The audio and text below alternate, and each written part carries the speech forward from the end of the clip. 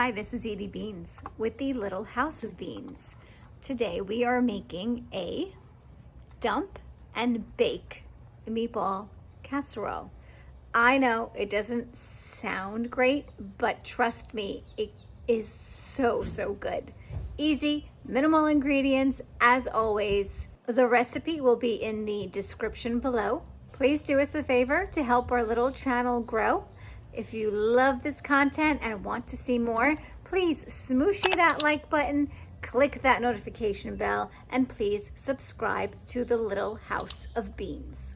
On our website, the Little House of Beans, you'll find all the products we use. And if you go to our website, we provide you with links of the Omnia Oven and other various assorted gears that we do use. Let's get cooking.